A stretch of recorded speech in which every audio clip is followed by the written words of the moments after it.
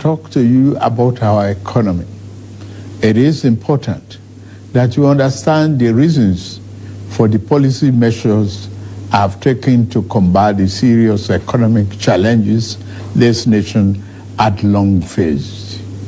I'm not going to talk in difficult terms by dwelling on economic jargon and concepts. I will speak in plain, clear language so that you know where I stand. More importantly, so that you see and hopefully will share my vision regarding the journey to a better, more productive economy for our beloved country. For several years, I have consistently maintained the position that the fuel subsidy had to go. This once beneficial measure had outlived its usefulness. The subsidy cost us trillions of naira yearly, such as a vast sum of money would have been better spent on public transportation, health care, school, housing, and even national security. Instead, it was being funneled into the deep pocket and lavish bank account of a selected group of individuals. This group had amassed so much wealth and power that they became a serious threat to the fairness of our economy and the integrity of our democratic governance. To be blunt, Nigeria could never become the society it was intended to be as long as such small, powerful, yet unelected groups hold enormous influence over our political economy and the institutions that govern it. The whims of the few should never hold dominant sway over the hopes and aspirations of the many. If we are to be a democracy, the people and not the power of money must be sovereign. The preceding administration saw this looming danger as well. Indeed, it made no provision in the 2023 appropriation for subsidy after June this year.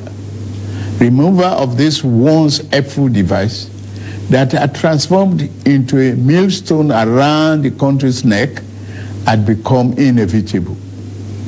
Also, the multiple exchange rate, the system that had been established became nothing but a highway of currency speculation. It diverted money that should have been used to create jobs, build factories, and businesses for millions of people. Our national wealth was doled out on favorable terms to a handful of people who had been made filthy rich simply by moving money from one hand to another. This too was extremely unfair and is not acceptable. It also compounded the threat that the illicit and mass accumulation of money posed to the future of our democratic system and its economy. I had promised to reform the economy for the long-term good by fighting major imbalances that has plagued our economy. Ending the subsidy and the preferential exchange rate system were key to this fight.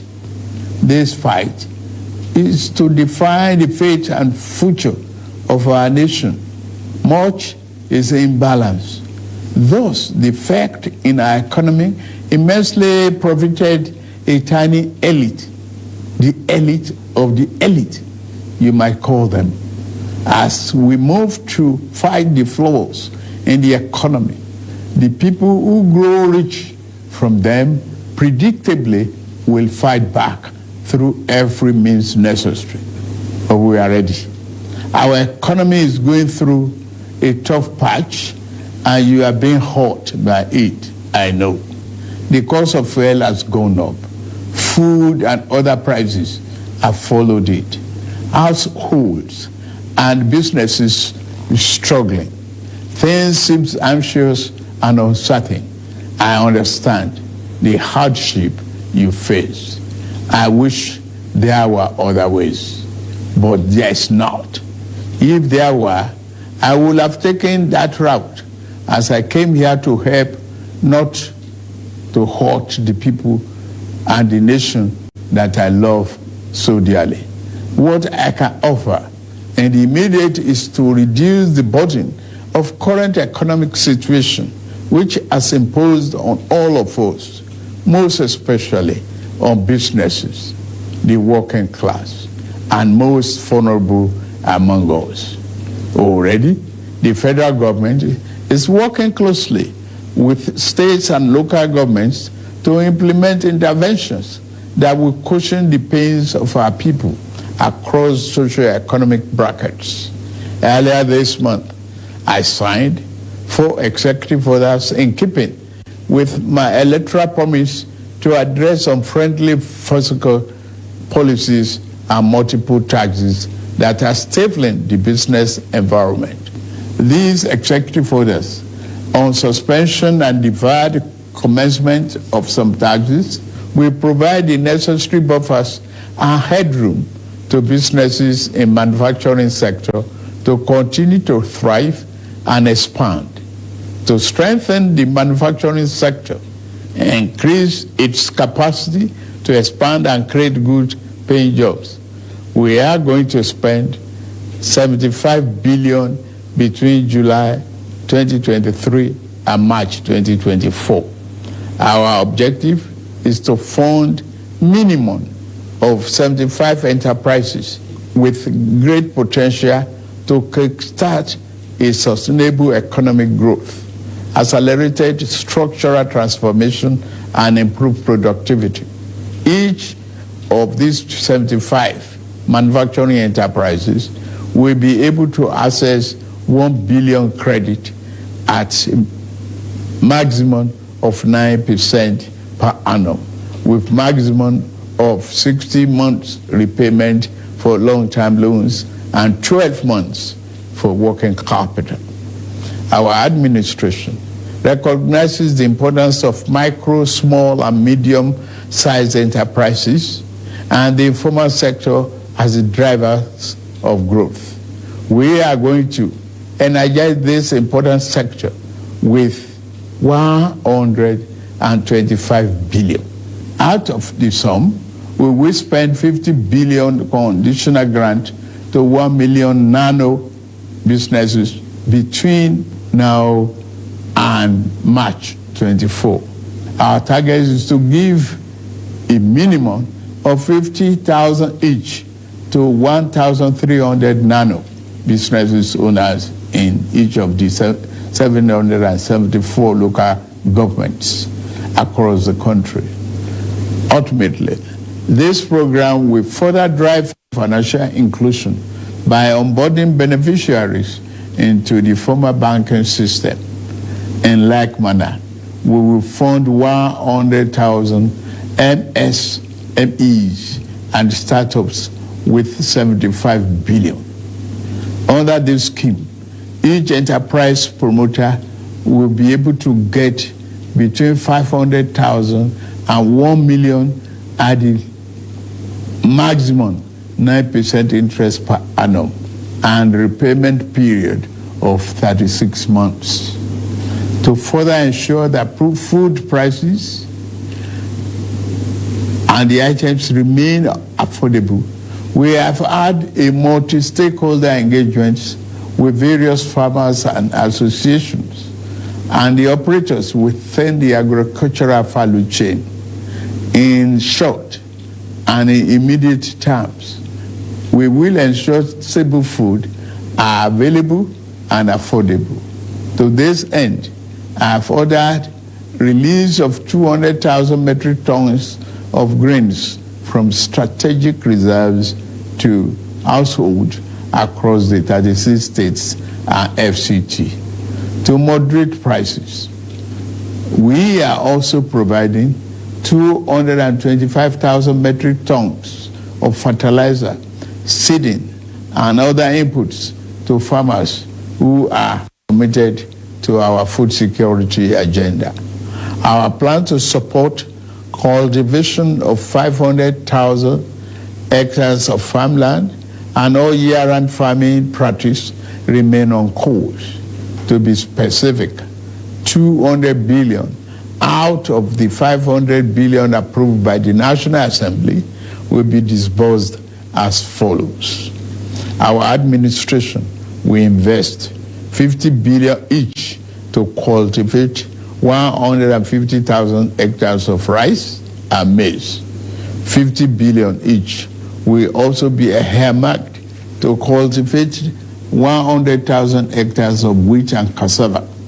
This expansive agricultural program will be implemented targeting small farm holders and leveraging large-scale private sector players in the agri-business with strong performance record.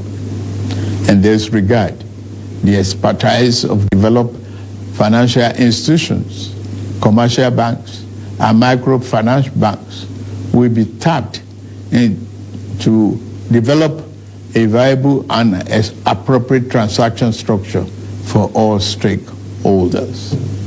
Fellow Nigerians, I made a solemn pledge to work for you, how to improve your welfare and living condition is of paramount importance to me, and it is the only thing that keeps me up day and night. It is in the light of this that I approved the infrastructure support for the states. This new infrastructure fund will enable states to intervene, to invest and reinvest in critical areas and bring relief to many of the pain points, as well as revamp our decaying healthcare and educational infrastructure. The fund will also bring improvement to rural access roads to ease the evacuation of farm produce to markets. With the fund, our state will become more competitive and on a stronger financial footing to deliver economic prosperity to Nigerians. Part of our program is to roll out buses across state and local government for mass transit at a much more affordable rate. We have made provision to invest 100 billion between now and March 2024 to acquire minimum of 3,000 units of 20-seater CNG fuel buses. These buses will be shared to major transportation companies in the state using the intensity of travel per capita. Participating transport companies will be able to access credit under the facility at a maximum per annum 9% interest rate with 60 months repayment period. And then, in the same vein, we are also working in a collaboration with the labor unions to introduce a new national minimum wage for workers.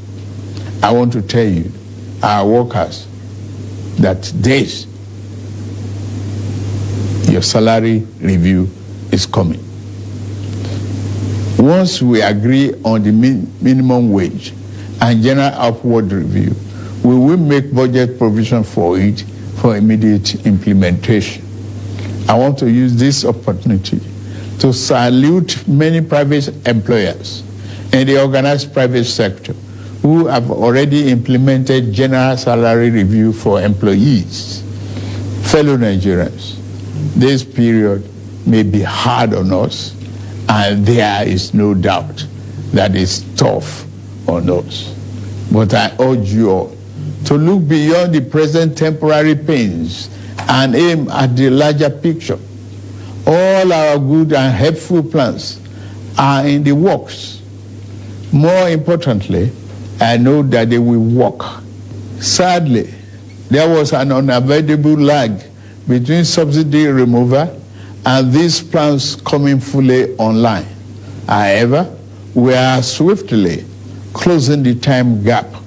I plead with you, please have faith in our ability to deliver and in our concern for your well-being. We will get out of this turbulence And due to the measures we have taken, Nigeria will be better equipped and able to take advantage of the future that awaits her. And in a little over 2 months, we have saved over 1 trillion naira that would have been squandered on the unproductive fuel subsidy, which only benefited smugglers and fraudsters.